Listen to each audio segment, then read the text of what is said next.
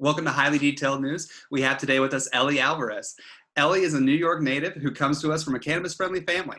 After 8 years in healthcare, she spent the last 5 years building the corporate brands we all now recognize, including Ultra Health, MedMen, and Harvest. She served as the Community Outreach Director in 2017 for Women's Grow Phoenix chapter. Ellie is now building business strategies and connecting like-minded entrepreneurs to one another within the cannabis industry. She also is starting a PhD program in April, where she will be focusing on the global medical cannabis industry. Thank you so much for joining us today, Ellie. Thank you for having me, Kyle. It's so nice to see you, and I'm so grateful to be here and chatting with you. Thank you. It's an absolute pleasure having you. I wish we could be doing this in person. We're all making these adjustments, and we really appreciate your time. We know it's difficult. It's my pleasure. Yeah. While we get this lit up, was there anything you wanted to introduce us to, and kind of we missed in your intro? Just felt like we needed to cover before we dive right in. No, let's dive right in. I'm Awesome. excited about it. I'm happy to be here. Let's talk. Okay, so as we're seeing legalization start to tick through states, California specifically is our market. You've worked as well in there. We rushed into legalization, and we're kind of seeing that the tax dollars have been diminishing a lot of what we would see as some of the positive benefits. We've actually seen a shrink in the number of tax dollars received compared to medical. Good or bad, how has legalization been handled, and do we have anything to look forward to on this trajectory, and how we keep states kind of moving forward and finding balance in that? You know, legalization is going to take a lot, especially federally. I think initially we have to change the stigma of smoking in general. Start changing people's mind, start changing the conversation, understanding that it is used for medical purposes, whether we knew that 50 years ago or 100 years ago or not. We all went. I think we definitely did. I mean, we went to it for something. Everyone, flocked to cannabis for themselves for something. Maybe they didn't know, maybe they did know. But the truth is, it is a powerful medicine, and we are discovering that it can help in many ways. So legalization is crucial to not only healthcare, but obviously for reform, legal charges, anything that has to do with surrounding the stigma of cannabis. It's a wonderful plant, and I think that everyone should at least be open to understanding the beauty of it. No, definitely. Like you said, ending the stigma is important. That's why we're happy to come and smoke with intelligent people and have intelligent conversations. I think until we can really prove that there is something valuable in this plant, maybe not for you, but now that we've seen CBD is very antispasmodic, like people are starting to wake up to that this isn't the same exact plant, that somehow we can get both hemp and CBD out of this incredible species, and it's completely different when we get to the end of the road. So we've got a lot of studies that we've got to do, and we're only going to be able to do it if we keep asking the right questions. So hopefully we can do that. Give people a little less fear. If you've ever watched a show and you know that your host is up there sipping something a little bit stronger than coffee or whatever out of their coffee cup, hopefully we can move past and maybe have a little bit of better time. So absolutely. And there are places where you can sit and enjoy cannabis, but they're rare. Like you have to travel long and far, right, to get to those places. And I don't know. It's an effective plant, and it should be legalized. And that's that. Definitely.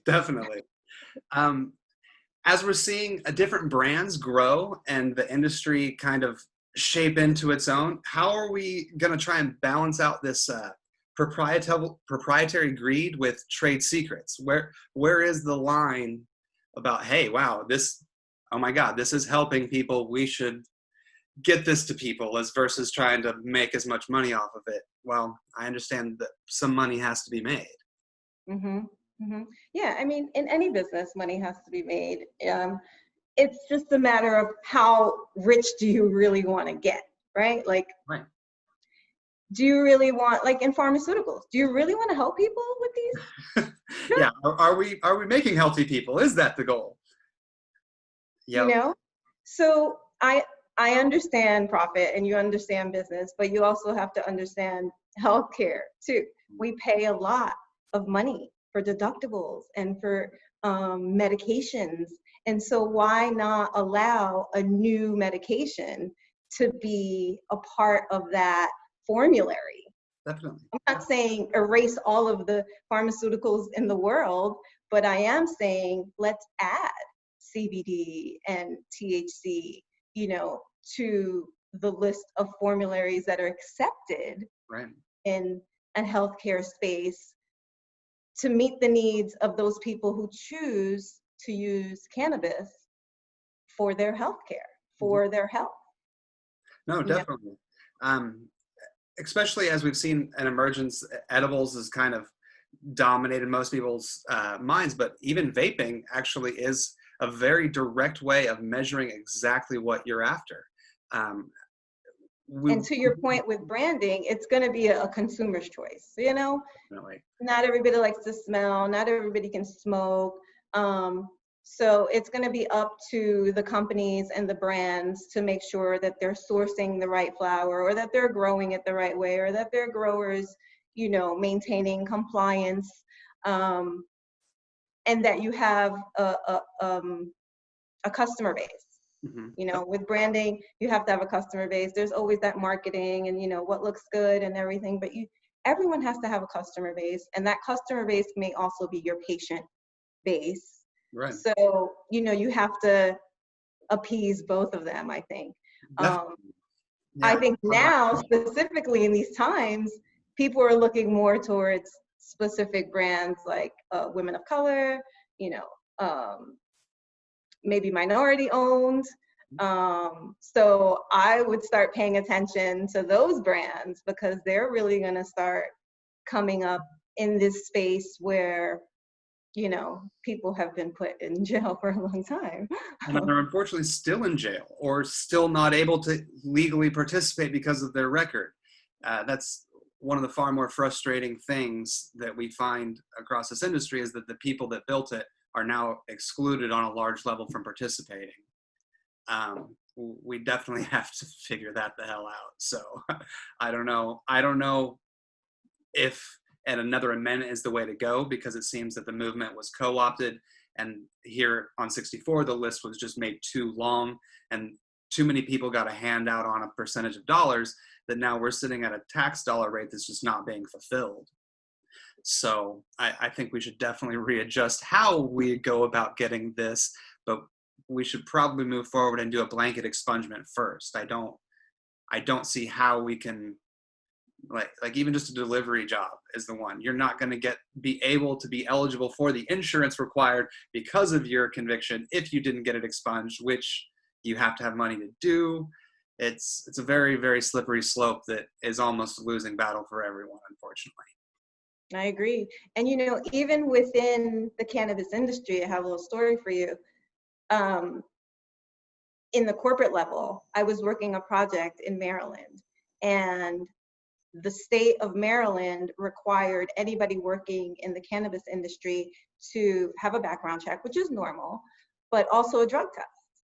And so in order to pass, for THC, you had to have a doctor's permission from another state, and they would accept that.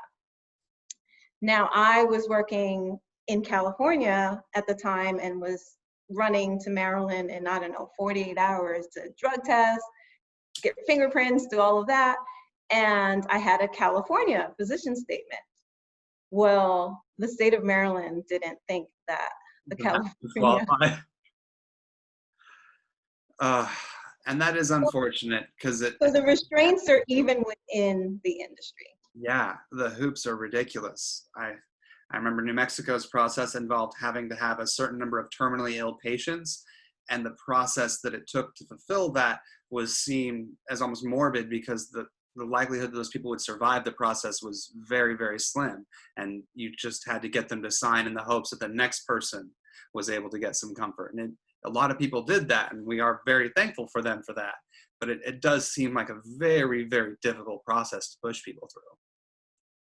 You know, also with the cannabis industry and allowing those who have previous convictions, like as we're talking about it, work in the space because of the background check and because you have to disclose that stuff, certain charges aren't allowed either. So let's say you were, you know, selling, I don't know, dime bags for like a year and you got busted with like a couple of dime bags and you're doing the max of like 5 to 7. Yeah. Now when you come out, Yeah, you have no unless no you're paying opportunity. all of those fees to, you know, have all of those records kind of dismissed, expunged, whatever you need to do, it costs a lot of money.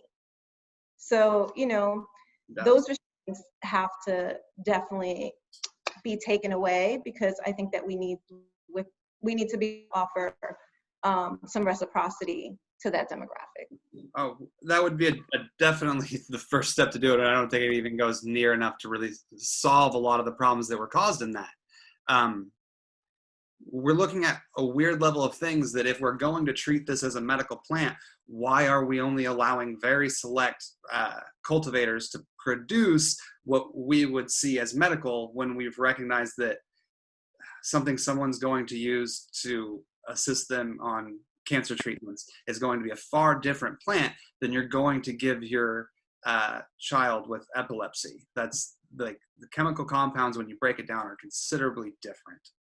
How do we get the industry and even the medical side to recognize that there are almost, I wouldn't say lanes, but areas that certain things may help better in, and there's probably some overlap, but how do we get everybody to realize that we're not just talking about pot, we're not smoking dope, it's not this thing that, oh wait, there's something incredibly different about all of these things. You know, I think within any industry that you go into, education is, you know, research, talking to the people that have done it the longest, right? Um, Talking to people who have used it the longest. What are you using it for? You know, anti-inflammatory, anti-anxiety, you know. So I think taking the word of the patient slash consumer slash, you know, OG, the person who's been doing this for a long time, and working with researchers and scientists together, you know, bringing everybody, mobilizing, communicating, meeting, and then of course, moving forward with the efforts. No, definitely. uh, Even just educating the people that make laws is going to be an incredible uphill battle that we're going to have to really, really, really endeavor to do, or elect our own people. Like, we're at that point because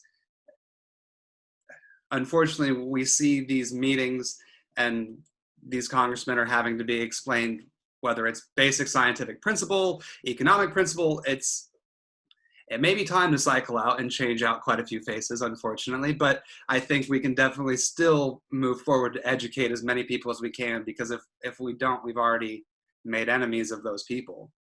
Yeah, absolutely. I agree. I mean, again, education is the most effective way to get the information to people, you know, and, you know, blogs and things like this and platforms like, you know, yourself and Instagram and even Facebook. I hadn't been on Facebook for years, but all of that information and all of those platforms, we as, you know, pioneers and people who want to continue moving this forward have to use our voice. We have to become educated, and then we have to re-educate. Yeah, definitely. And because of the just the incredible breeding that I see being done across the country, we're going to have a lot of re-education for a long time. The things that people are learning how to do, the things that people are learning to isolate to make more effective is really impressive. And I am astounded at the level of determination people have shown, even though this is a completely passion project for most of them.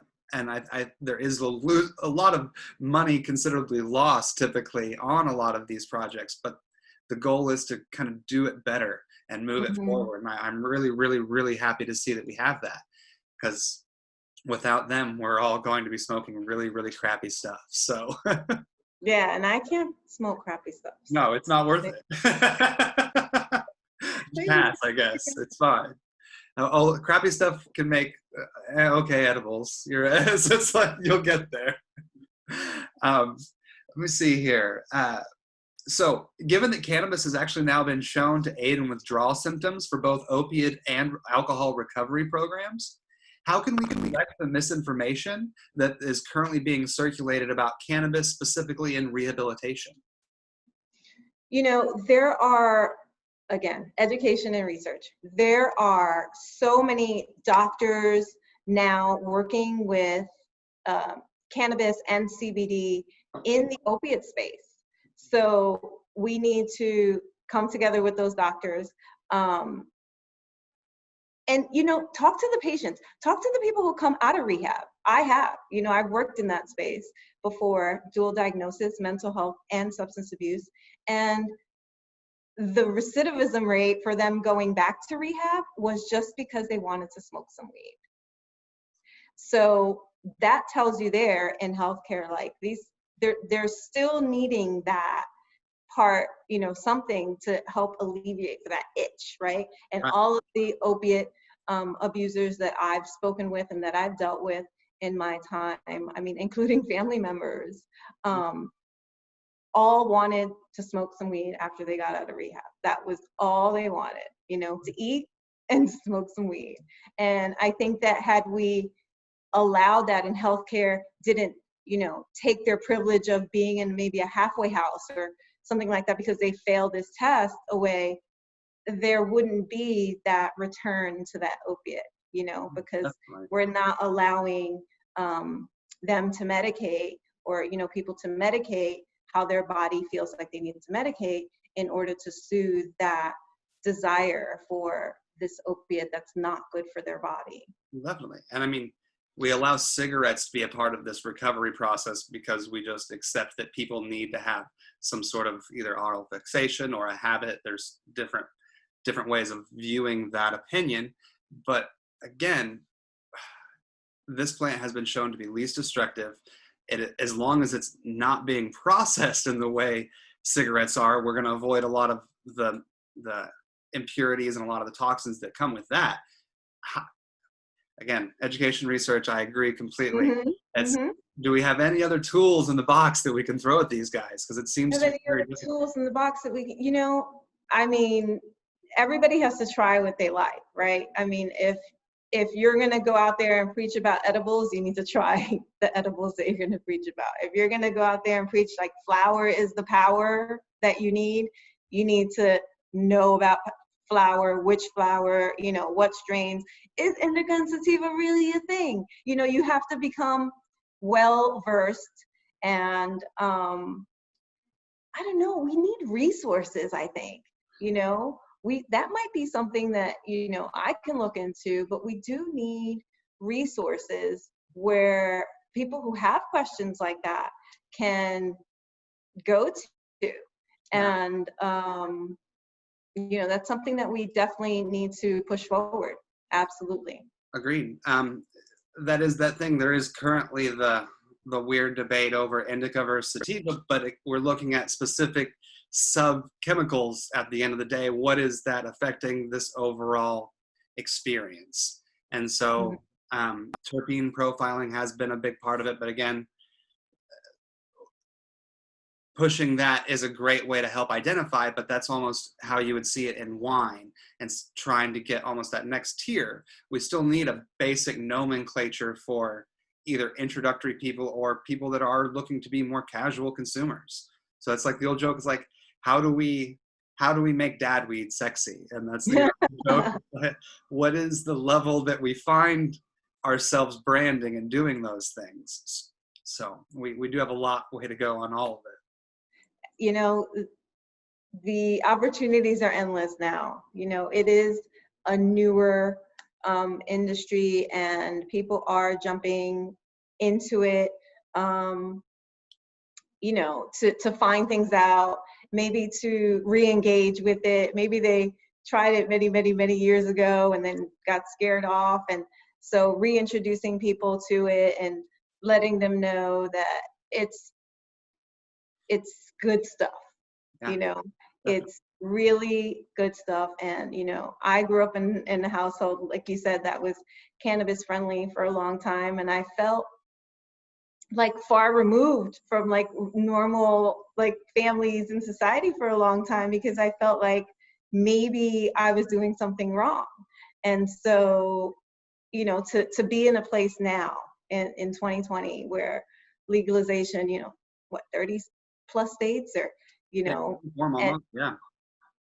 and counting, like, I'm happy to be here, you know, and I think the resources will come whether I develop them or you develop them, or, you know, we find other people who develop them. But, you know, we just need to keep having the conversation that cannabis is positive and there's nothing to be afraid of with it. Yeah. It's unfortunately probably going to have to be a conversation we keep having to have. So, And I don't hopefully, mind having it. yeah, no, that's exactly. Hopefully, you can come back and have it some more with us. So, I wanted to say thank you so much again for joining us. It's been an incredible time just speaking with you, and I can't wait to do this in person. So, You have been a true pleasure. It's so nice to see you and meet you, and thank you. I'm so grateful. yeah, absolutely. Please stay safe out there, and hopefully, you get to LA soon. I will. Bye. Bye. Be sure to check out our Patreon for extended interviews and exclusive content, and thank you again for watching Highly Detailed News.